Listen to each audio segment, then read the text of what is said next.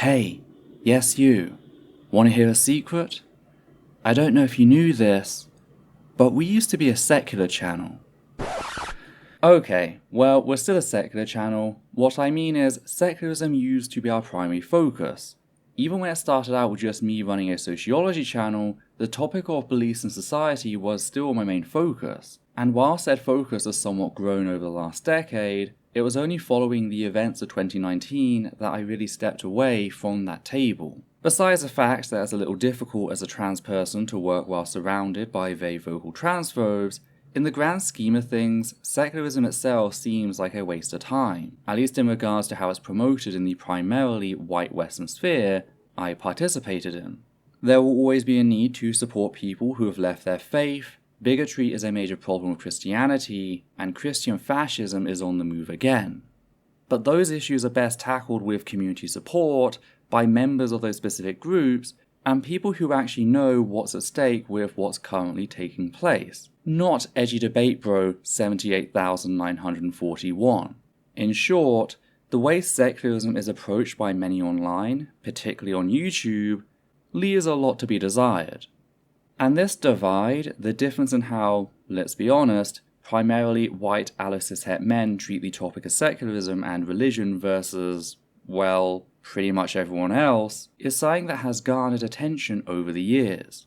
People have noted, whilst the topic is treated by many as a game that exists solely to demonstrate one's perceived intellectual superiority, for those of us whose lives are actually impacted by Christianity and similar religions, things are very different. Though there is one group I feel has been left out of the conversation, a group which, due to me being a member of, helped form many of my early perspectives on Christianity. I speak of course about victims of domestic abuse, and will be exploring what I mean in this video. But before we do that, I first need to give a content warning for the following topics: domestic abuse, torture, and child sexual abuse. If you like our work and appreciate the research put into each video, please consider supporting the channel via Patreon. You can also support us by liking, commenting, and sharing our work on social media. Hi there, my name's Ethel Thurston, and today I'll be talking about my main issue of Christianity, and that's the way in which it helped establish abuse culture in European nations and their colonies. This is something I've been talking about for over a decade now, a decade as of the end of last month, to be exact, because on the 29th of April 2012, I opened up to the world about the facts that I was a victim of domestic abuse for the first time, allowing me to use my standpoint in my criticism of Christianity. And I feel it is time to revisit that and see how my perspective has evolved over the last decade. Though I just want to be clear about a few things, starting with the facts that I'm not saying you, Christian person who may be watching this video, is a bad person. I'm not under the illusion that all Christians are the same, or that Christianity as a belief system hasn't changed over the past 2 millennia. I am simply here to criticize an element of Christian theology that I view as being rather fundamental. I can't account for all the ways you might have changed things, so you'll need to decide for yourself whether my criticism sticks or not. Speaking of which, I also need to be clear that it is the New Testament which I consider to be the more objectionable part of the Bible. This is something I feel the need to express early on, since apologists love to assume that any issues taken with the Bible relate to the Old Testament. This seems to be a defense mechanism, being coupled with the perception that said portion of the Bible is largely optional, in spite of Jesus stating otherwise, allowing some to continue living in the fantasy that even non-Christians find the New Testament to be deep and soul-fulfilling. Spoiler, we don't. This is not me saying that the Yahweh of the Old Testament isn't fucked beyond belief, he is. I'm merely saying that the Yahweh of the New Testament is on a whole nother level. And the reason for that, the main difference between the two, is the way in which the Yahweh of the New Testament is presented as this infallible, all-loving entity. In fact, the Bible even goes so far as to tell us that Yahweh is love, as can be seen in 1 John chapter 4 with verse 8 stating, quote, "Whoever does not love does not know God, because God is love," end quote. Something verse 17 goes on to reiterate with, quote, "God is love. Whoever lives in love lives in God, and God in them," end quote. So there's really no ambiguity here. Yahweh is love, ergo an absence of Yahweh is an absence of love. And herein rests the crux of my issue with Christianity. For you see, it's one thing to have a God that is a monster, it is quite another to have a God that claims to be the very pinnacle of love, only for their holy text to contain the following. Revelation chapter 21, verse 8, quote, "But the cowardly, the unbelieving, the vile, the murderers, the sexually immoral, those who practice magic arts, the adulterers and liars, they will be consigned to the fiery lake of burning sulfur. This is the second death." End quote. Matthew chapter 25, verse 41, quote, "Then he will say to those on his left, 'Depart from me, you who are cursed, into the eternal fire prepared for the devil and his angels.'" End quote. Matthew chapter 13, verses 40 through 43, quote, "As the weeds are pulled up and burned in the fire, so it will be at the end of the age. The Son of Man will send out his angels, and they will weed out his kingdom, everything that causes sin, and all who do evil. They will throw them into the blazing furnace, where there will be weeping and gnashing of teeth. Then the righteous will shine like the sun in the kingdom of their Father. Whoever has ears, let them hear." End quote. This is but a small selection of biblical passages discussing the nature of hell. Now, it's worth noting that these specifics often change from passage to passage, but one thing repeated throughout many of them is this idea of eternal torment. So, on one hand, we are told that Yahweh is the very definition of the word love, yet on the other we're told that if we do not worship him or keep the laws of the Bible, both old and new, he will torture us for eternity. Except that's not how love works. I mean, could you imagine for a second a parent who, disappointed with their child's disobedience regarding their overly strict, complicated, and often contradictory instructions, dragged them to a ditch outside, poured petrol over them, and lit them on fire? Could you then imagine if they put that fire out just before the child passed away and tended to their wounds, keeping them alive but in constant agony, only to repeat the process when they showed signs of healing? Could you imagine if they did this again and again and again, all whilst claiming to love the child, until either they or the child passed away? I would hope that many of us are capable of recognizing such actions as monstrous. And yet, what the God of the Bible is doing here in the New Testament is infinitely worse. I do not care what a person's crimes are. A finite crime can never be justly met with an infinite punishment, regardless of the nature of free will and the topic of predestination. And I do not state that as someone who has never suffered. I was raped as a child, yet I do not wish eternal torture upon my abuser. I'm not going to police other victims who may feel differently, but as someone who has given this topic a lot of thought over the past decade, that is not something I could support.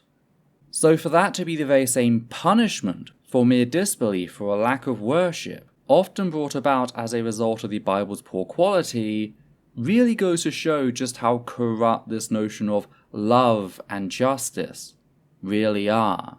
But it doesn't end with Christianity, since sadly this is the notion of love that has stood as the example European societies have looked up to since the Christianization of Rome in the 4th century Common Era, a standard which teaches unrelenting violence as love.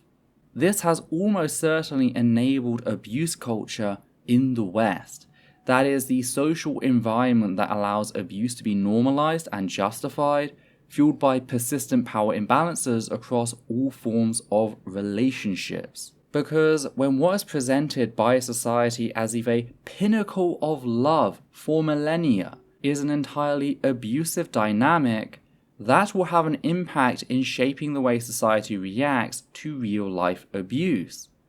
That's why so many of the methods seen in abuse culture are mirrored in Christian apologetics, because said apologetics legitimized those narratives. Take as example the justification offered up when it comes to the atrocities found throughout the Bible, including the eternal torture, with many apologists arguing that said things are perfectly moral since God apparently created us. The argument here is that since he brought us into existence, we live for him, meaning we are little more than his toys, to dispose of however he wishes. And if you ever spent any time dealing with child abuse situations, this argument probably sounds very familiar. Corporal punishment, also known as physical punishment, is one of the most common forms of violence against children. Whether it takes the form of spanking or the infamous cane, said methods are a form of child abuse and have been recognized as a violation of the victim's human rights for decades. And yet, there are adults who, to this day, fight to defend said brutality, particularly when it comes to enabling parents to physically abuse their children. And one of the main arguments made in defense of said child abuse is that, since the parents brought their children into the world, they have some inalienable right to abuse them, mirroring what we see in Christian theology. At its core, this line of argumentation reduces the individual being abused into an object lacking any real autonomy, thus making their treatment seem more palatable. Though that's not the only similarity. We also have the way in which some apologists take things a step further and even argue that God does these things to better us, a narrative once again shared by those in support of child abuse. Very often people parrot the lie that you can beat your child into being a better person, ignoring the fact that all evidence not only contradicts this, but acknowledges how, besides physical damage, said methods often cause long-lasting psychological scarring that harms the victim's future well-being. Sadly, those supporting abusive parents are not alone, with the Bible itself setting this as a divine standard, with Proverbs chapter 13 verse 24 stating, quote, "Whoever spares the rod hates their child, but the one who loves their child is careful to discipline them." End quote. This is the only time I'll be quoting the Old Testament throughout this video. For context, a rod does not refer to a cane-like object, but rather a shepherding tool which was shorter, thicker, and heavier than a full-length staff, and often had a bulge towards the top end. Think of a quarterstaff crossed with a wooden club or an Irish shillelagh. So not only does the Bible imply that violence is love by telling us that God is love and then threatening us with violence on his behalf, but it just straight up asserts that to spare a child violence is to deny them love. And this really is indicative of the sort of relationship God is presented as having with humanity, with God being forwarded as his paternal figure in passages such as the following. 2 Corinthians chapter 6 verse 18, quote, "And I will be a father to you, and you will be my sons and daughters, says the Lord Almighty." End quote. Psalms chapter 103 verse 13, quote, "As a father has compassion on his children, so the Lord has compassion on those who fear him, for he knows how we are formed, he remembers that we are dust." End quote. So not only is the dynamic identical, but so is the language, the way in which the God of the Bible is presented as this patriarchal authority. And it'd be remiss of me not to point out the gendered nature of this dynamic. For you see, whilst either parent can be an abuser, when it comes to Christianity, the father is most likely to abuse all members of the family, including their wife, on religious grounds. Why? Well, the supposed divine order, as is very vividly demonstrated in this Christian graphic, which depicts Yahweh above the husband, who in turn is above the wife. The children don't even get mentioned except as the wife's responsibility, seemingly not registering as actual people. This of course is reference to passages like those seen in Ephesians chapter 5 verses 22 through 24, which read, quote, "Wives, submit yourselves to your own husbands as you do the Lord. For the husband is the head of the wife, as Christ is the head of the church, his body, of which he is the Saviour. Now, as the church submits to Christ, so also wives should submit to their husbands in everything." End quote.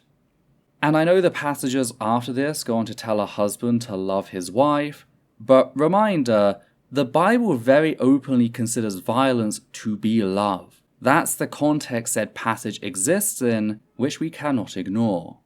But returning to this order, this hierarchical petition with the wife below the husband belonging to him, it's there that we also see justification for intimate partner abuse. For as long as said abuse has technically been illegal, it has been difficult, if not nigh impossible, to get those supposedly serving the law to step in and uphold it. Even to this day, there persists this idea of the home as the father's domain, a perception which continues to allow abusive men to get away with their violence due to it being perceived as their inalienable right. This is also something supported by many Christian denominations, such as Catholics and evangelicals, with church officials often preaching that if a woman's husband abuses them, then it's because said woman did something wrong and needed to be corrected by their husbands. Said denominations might urge husbands to be careful in said discipline, just like the Bible, but this has ultimately been the recourse they've espoused for centuries. And when we consider the nature of love as presented in the Bible, it's easy to see why this was the case, a fact that has not been adequately addressed to this day. Another way in which Christianity has normalized abuse culture is through the erosion of self-worth. Nothing in the history of our species has quite eroded self-worth like Christianity, with the Bible teaching us that we are broken, sinful, dirty beings who need salvation in Christ in order to be clean. And clean is the operative word. That's why the practice of baptism is so common throughout so many denominations, literally acting as a visual representation of washing oneself of their past transgressions. Meanwhile, a life without Christ, without God, is presented as this hollow thing. Just go back to the passages brought up earlier in which Yahweh is equated with love, meaning to be without Him is to be without love. This once again makes an appearance in Christian apologetics, with apologists routinely telling atheists that, without God, our lives do not and cannot have value. Hell, some even go so far as to tell us that the only reason they're not raping or murdering us is because of their belief in God. That's how much of an impact Christian scripture, as written, has on the minds of its victims. Yet rather than feel fear at this acknowledgement, I feel pity. I feel pity for the person who has been convinced that their life has no inherent value, and so feels the need to spend the rest of their time trying to convince others of the same thing. I can't truly speak to knowing the mind of such a person, their reasons for doing what they do, but as an outsider, it seems like part of them is set on sharing their suffering, since if they can no longer perceive their life as having innate value, then why should anyone else? And it's this, alongside Christianity's general disposition towards conservatism, that has led Christianity to always paint human rights movements as anti-Christian, because of a notion that people are deserving of rights on the sole grounds that they exist is antithetical to the core doctrine of the Bible, that all things exist through God. So they try to trap others in the same hole they feel trapped in, because at least that way, we're all trapped together. And it is a trap, one that's designed to prevent the believer from ever sincerely questioning their beliefs, since if they realize that Yahweh does not exist, then they have nothing to fill that hole that was once their self-respect, which is a state of hopelessness sought by abusers in their victims, and is something I have sadly had the horror of witnessing firsthand. My mum was trapped in an abusive situation along with myself and my brother. Her abuser was constantly undermining her sense of self-value, telling her that nobody would ever think to look at her, let alone help her, and certainly never love her. He spent so long eroding her sense of self-worth that, by the end of things, she could no longer think of a life without him, since she equated leaving as some kind of spiritual death. Because sure, she might survive things on a material level, but she'd been convinced that she'd never find another partner, never work her way up the ladder in her career, never afford a home of her own to raise her 2 children, that she'd never have the life she'd always dreamt of having. And yet, that isn't even the worst part. That comes in the way in which, once an abuser has eroded a person's sense of self-worth, they then position themselves as this saint-like figure, doing what nobody else would even think to do, sacrificing themselves to love a repulsive little creature like you. So they not only get to destroy your very sense of who you are, but they get to paint themselves in a light that makes you feel like you owe them gratitude for ever tolerating your existence. For Jesus loves the sinners enough to go through the show of crucifixion with none of the stakes. Isn't the Bible such an amazing text?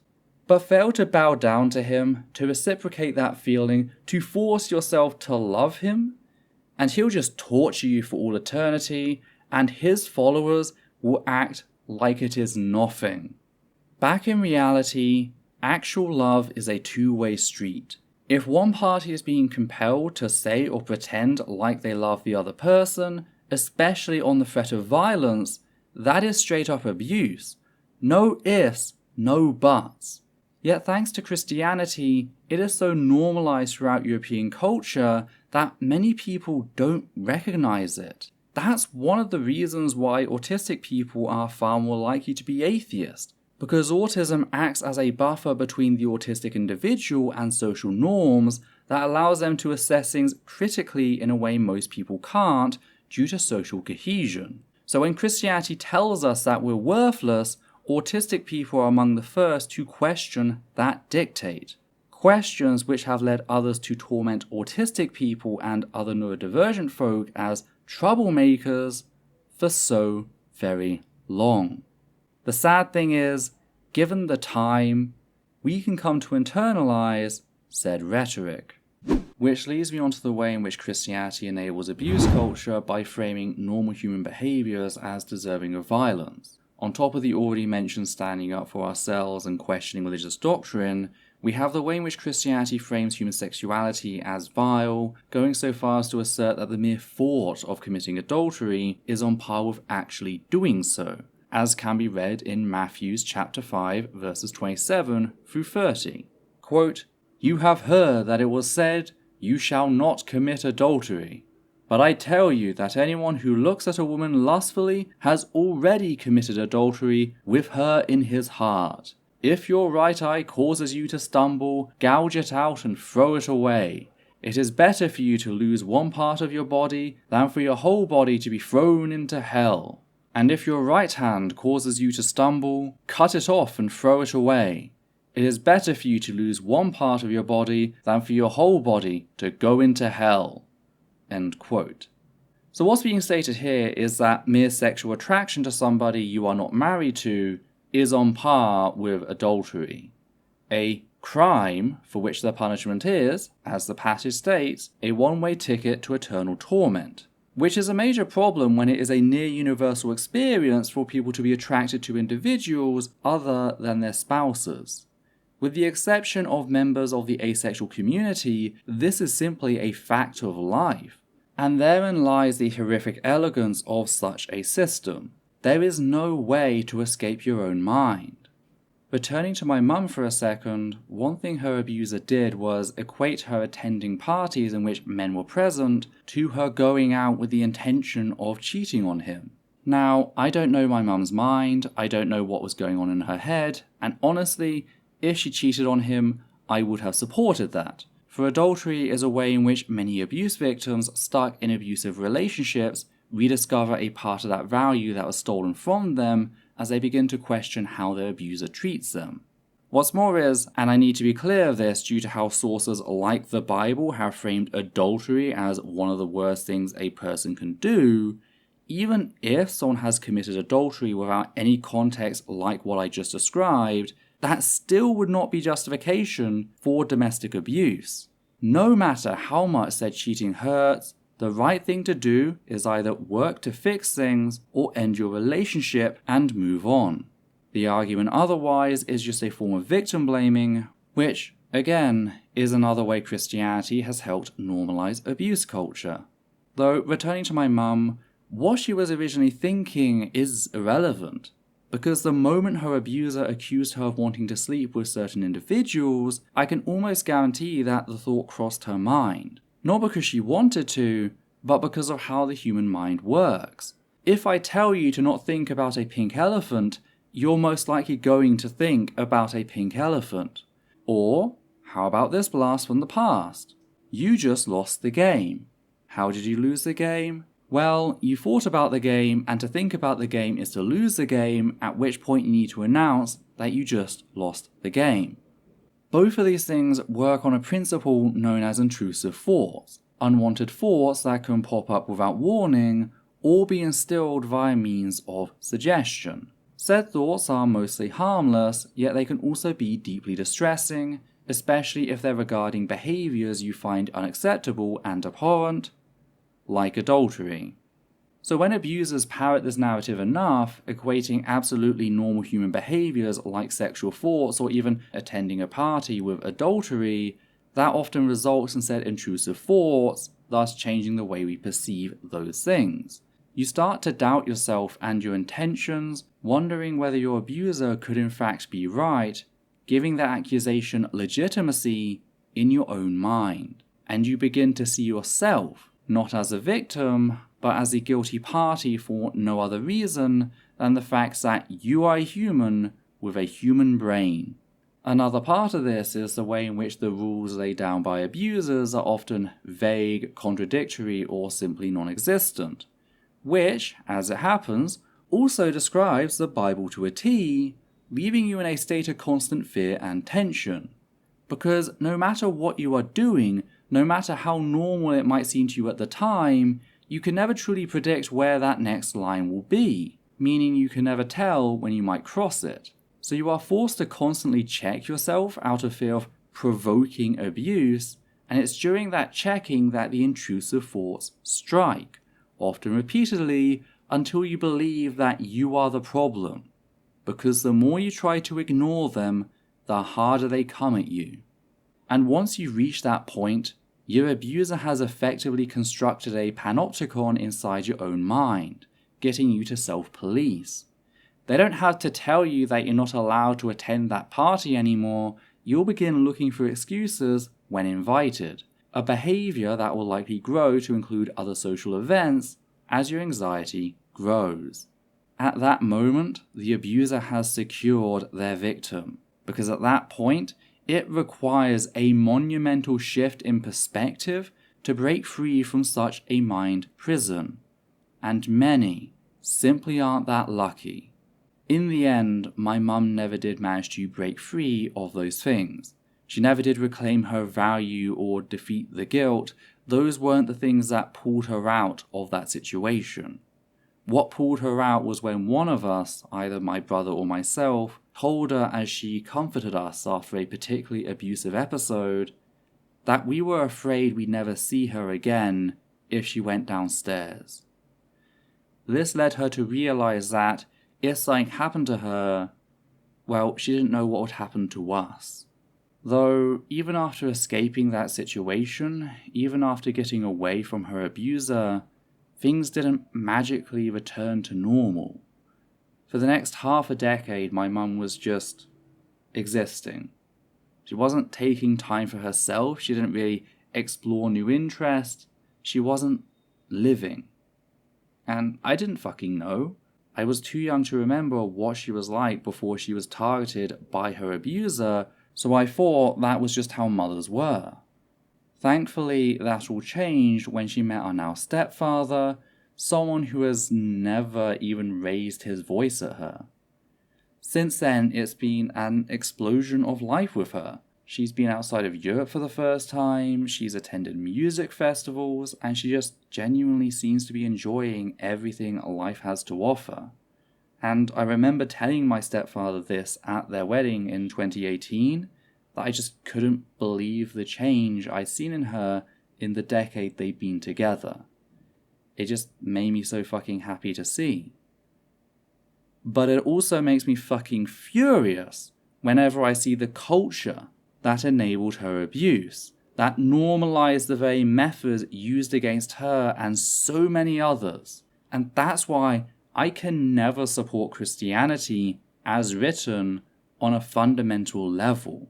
The fact that there's no evidence to support the existence of the Christian God is largely irrelevant when it comes to me becoming Christian. Because whilst I no longer be able to remain an atheist if there were, those aren't the only two options. Instead, I'd become a misotheist, someone who hates God. Because to me, that is the only moral response to the contents of the New Testament as written. The God described in the Bible is not loving by any reasonable standard. They are abusive, manipulative, and monstrous. And I think it's time we stop pretending otherwise. If you appreciate what we do here and want to help out, please consider becoming one of our wonderful patrons who make all this possible. On that note, we'd just like to thank the following people: Matthew Kovac, Hannah Banghart, Gerrit Van Voorst, Slosh Daniels, Cthulhu, Higgins the Seagull, and Flynn. And for myself, Vedita, and Levi, take care now.